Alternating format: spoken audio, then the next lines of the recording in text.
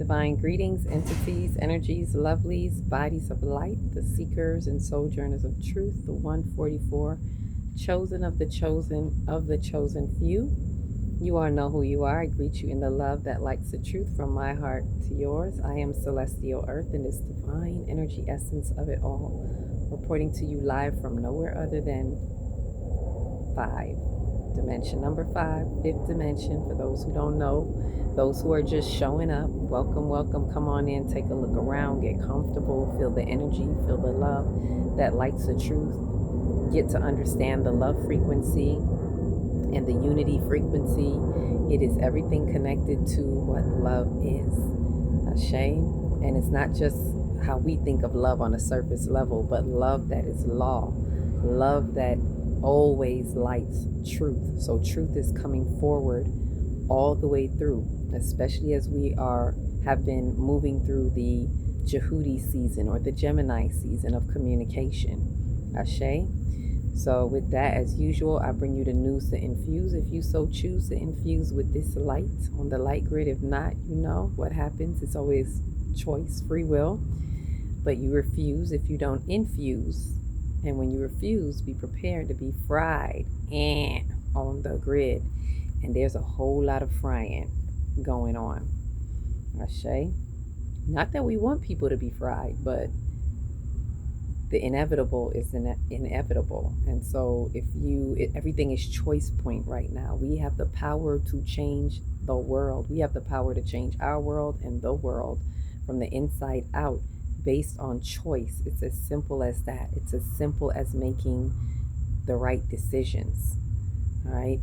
And I know some people may be saying easier for you because it's hard to make those decisions. It's simple, but not, it's hard at the same time. And I always say it's difficult to those who find it difficult to do the right thing, but it's really simple, but only difficult for those who lack the discipline or has a certain level of ignorance, which is not to say calling you bad, but it's a lack of knowledge. So to not know something, it makes it harder.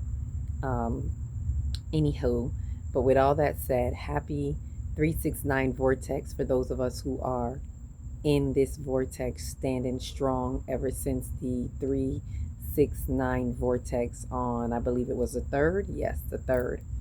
And from the 3rd to the 12th was 9 days. And from the 12th to the 21st is another 9 days. And that was also a 369 on the 12th. And we have another 369 coming up on the 21st. So if you haven't heard it already, or if you haven't watched it on previous videos, this is me telling you, yes, we're in a 369 vortex. And for those who have the calendars, or when you get the new calendar that I'm about to put out, you'll see portals. I'll do my best to put as much portals and vortices that I see, because there's so much, every page would be lit up.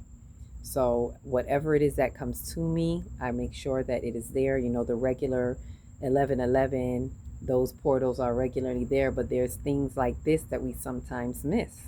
The 369 portal. Ashe. And we have a lot. I think we have at least 3 of those. Is it 3? Because we're in a universal year of 9. So it's always going to be the year of 9. And then we have the 3rd month, the 6th month, the 9th month. So you may see these portals popping up. Anywho, besides that, I'm just moving through that. Always please remember to like, subscribe, share, comment if you dare, to help the algorithms go and continue to help those who may be in remote places on this light grid that are looking for a soul tribe, looking for the way to their soul tribe. This may not be their soul tribe, but it may be a lighthouse that says, hey, point that way.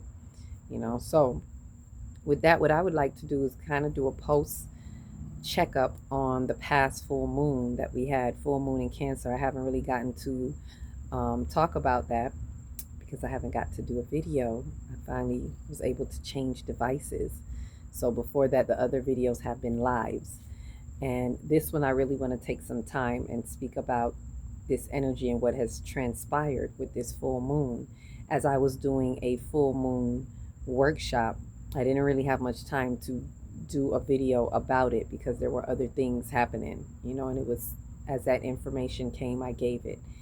this full moon in Sagittarius, which Sagittarius is pointing the way to that truth, pointing the arrow, it's seeking for that truth and the wisdom. And it's also with Jupiter ruling it, it has the expansion. And this one with Jupiter and Mercury were together in the midst of it, I believe on the 29th or the 28th. It was the 29th or the 28th? No, it was the 8th, but I say 29 and 28 because they were in the final degrees. Excuse me. They were in the 29th, 28th, or 29th degrees of Gemini. And Gemini being where Mercury rules communication, information, everything was moving swiftly through Gemini, especially Mercury, which is also already a swift moving planet. And Jupiter, who has spent the last year there in the house of information and communication, is now has shifted to Cancer. So before they both shift into Cancer, they both were at an exact conjunct, which was an expansion of communication. And I believe this is when people started to see the riots, because communication, expression, is not just what we speak. Communication and expression is all forms. We communicate in many ways. We communicate through body language. We communicate. Silence is a form of communication. We communicate when we listen, because it takes two to have a conversation, one to speak, one to listen. So taking in information is a form of communication. So there's an expansion on this. And so a couple of things could have been happening. There could have been explosions like the riots, explosive energy, as in, we're just releasing, expanding the communication. Like and a lot of people may have been feeling like, I'm tired of holding this. We're not keeping this anymore. Those generational curse breakers, you may have been feeling like, that's it. I'm tired of holding this. Like, I am going to say something, or I am going to do something that shows a firm type of expression. So there maybe those, and there may be those where it might have been a good time to have certain conversations, because now with this expansion of communication on the other end, there may be an expansion of receiving, of listening, so that those on the other end may have been more inclined to listen, right? Their receptivity may have been expanded in communication.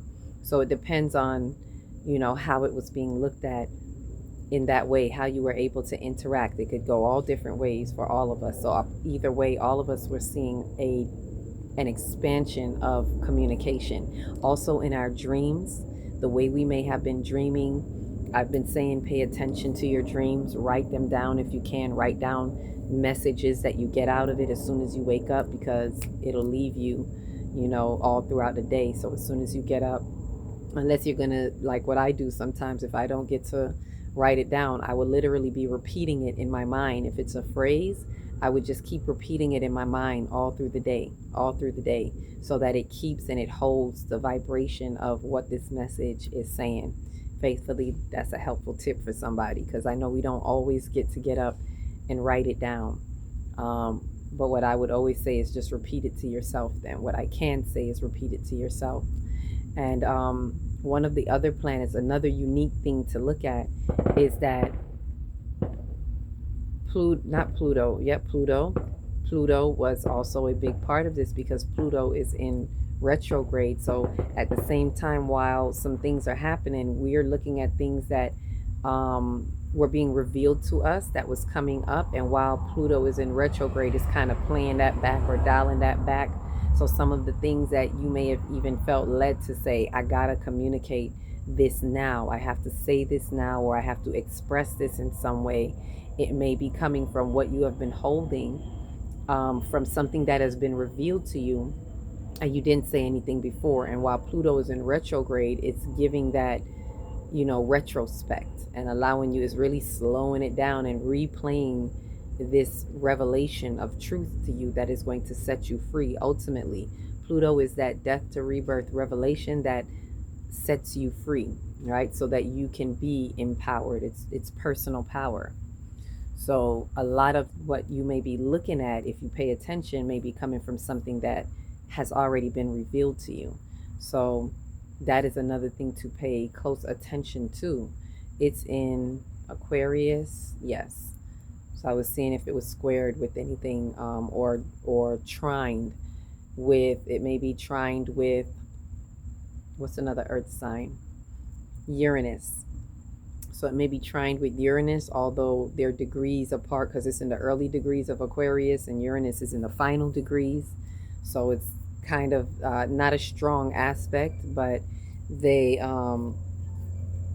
that Uranus is that radical change. So the revolution being the revelation being revealed to have a revolutionary change within the earth signs, the earth houses, right? And with that, before I said Pluto, what I was bringing acknowledgement to was Jupiter. Here's the thing: Jupiter rules Sagittarius. The sun was in Gemini. The sun is still in Gemini. The moon was in Cancer. And the two planets that ruled them were the ones that came into an exact conjunct. Because Mercury rules Gemini, which is where the sun is, and Jupiter rules Sagittarius, which is where the sun was. So the ruler of these signs, these two planets, came together and then both went into Cancer, right? And Cancer being a cardinal sign, and the house of home life and nurture, the mother, the nurturer type of energy, the protector type of energy. So it expands that as it enters into that. It's taking its expansive communication into the homes. So you may find that in our home life, maybe if you have teenagers, they're speaking up more. Maybe if it's an issue with a spouse or a loved one, that communication is open up more in the household. Or you're either expressing yourself differently. You may be pulling back from something. Maybe you realize you were an enabler in the relationship, and now your communication, the way you're expressing yourself, is you're just not being an enabler anymore. And that's actually the wise thing to do. For a lot of us that are coming into ourselves and coming into the awakening, into the next level of yourself, the communication, the wise communication that needs to be had is to do what you need to do for you. When you see something, make the right decision and address yourself, adorn yourself accordingly. Nothing needs to be explained to others who, I'm not saying you shouldn't have conversations, but feel it out. Nothing has to be expressed if there is no change. If you can clearly see that this is just going to be a debate, it's just going to be a tit for tat, this is not where we want to exert our energy. You can still expand communication by simply not doing some things. A lot of times humanly we want to express ourselves in the way where we want to get our point across. These are not the times where we want to assert ourselves in that way and attempt to always get our point across, because a lot of times the points are not getting across and we're wasting a lot of time, space, valuable time, space, and energy. And that opposition energy knows this, and we got to be aware of that. As simple as it may seem, we got to be able to say, no, I'm going to just do the right thing. I love you, and do it in love. The love frequency is when you work on you and you find the accountability in you for how you showed up, what you have allowed, what you have enabled, and you begin to set boundaries for you within your soul self. You don't have to go to another and say, I'm drawing the line, I'm setting a boundary, but you set the boundaries within yourself. And when you do, with all due respect to self, you stop doing certain things. You stop having certain conversations that are pointless, right? If the conversations can be had and need to be had, have them. If there's an expression that has to be had, that needs to be had, have it, but be wise. Wisdom to know the difference between the two, the serenity prayer, right? And that's what I'm looking at with those two planets of I keep seeing with when it came to Jupiter and Mercury, which were rulers of these two houses of Gemini and Sagittarius. It's saying I kept seeing expansion of communication and how it's moving from the information house of Gemini into the house of home life and nurturing. So this is where it's going to expand, because home is where the heart is. And not only that, when we take care of the home, this is what's going to help a lot of us right now. Because here's the thing, through a lot of our growth, a lot of us have been cutting off. We've been removing ourselves from certain places, persons, things. We've already been doing that. So where do you think the desperate energies find you? In your homes. So now it's time to sweep those homes. Now it's time to expand the communication within the homes and take care of the homes in a loving, nurturing way, not passive to the point where you allow things to still happen, but it's expanding the view, the revelations in the home, right? So kind of look at it like that. Another two planets we wanted to look at is Neptune.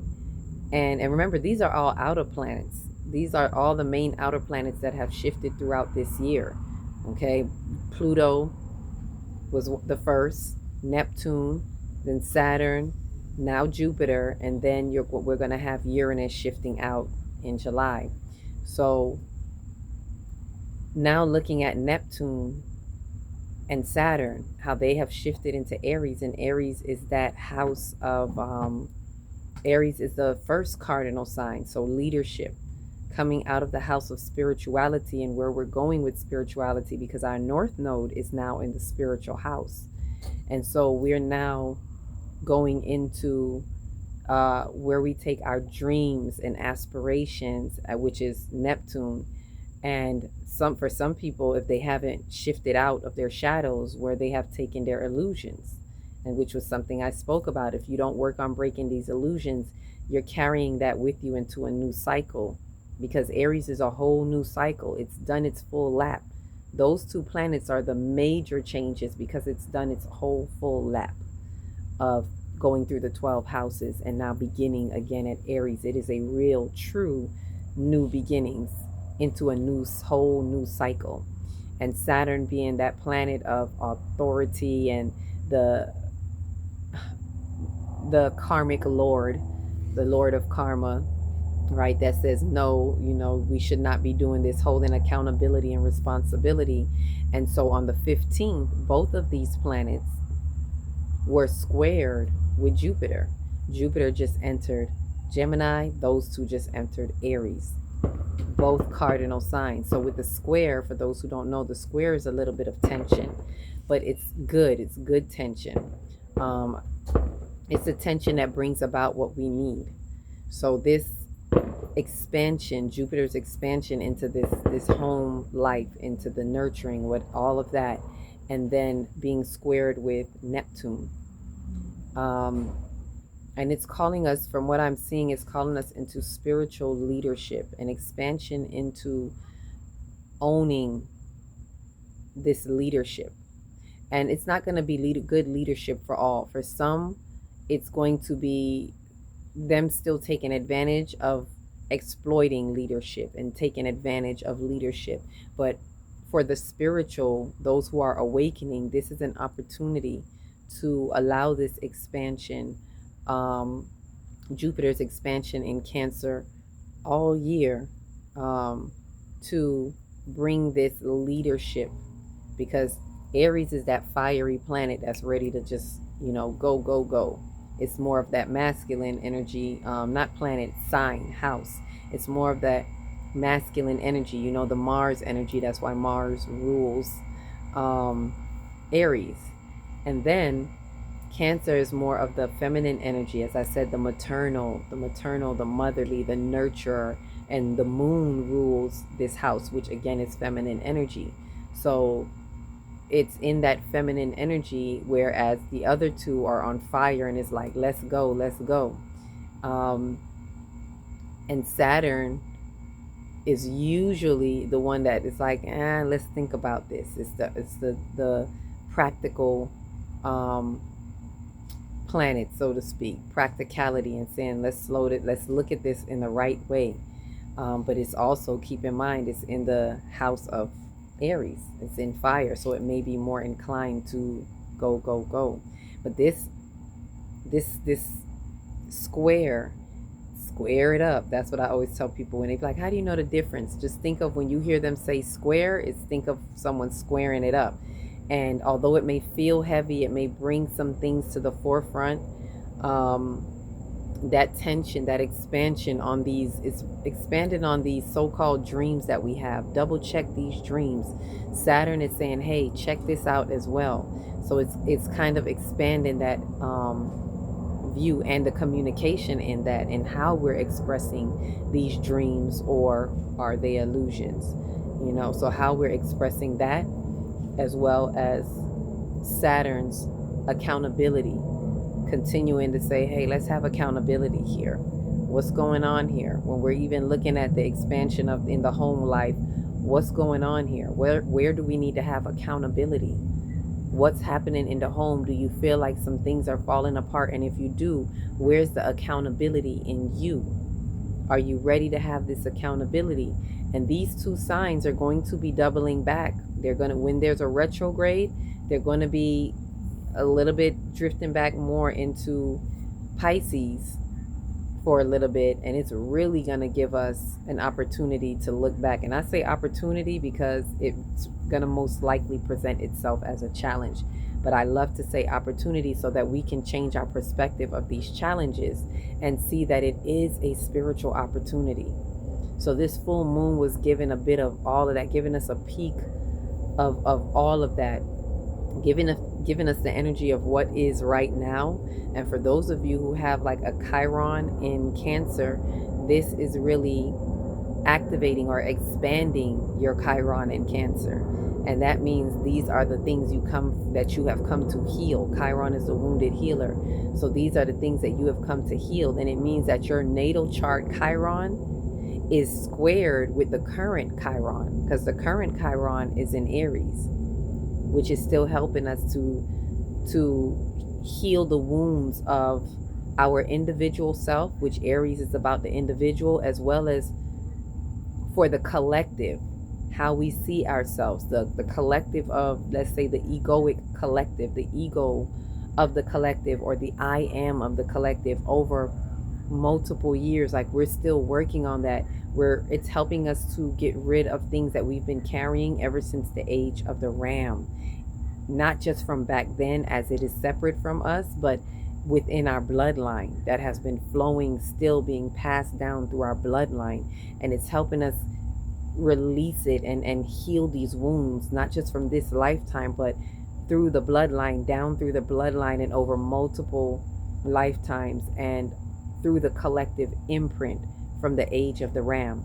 So Chiron being in Aries, let's not forget that. I haven't mentioned it in a while. I don't like to forget that, because it's important that we utilize this time to work on these wounds from the age of the ram, the patriarchal rule, the things that we're coming up out of now. But in order to heal them, remember, nothing to be healed, only truth to be revealed. Only way to heal them is to allow it to be revealed to us, is to face the truths of where we have been coming from, what we have been doing as a collective, as a people, and where it has taken us, so that we can see what we're working with.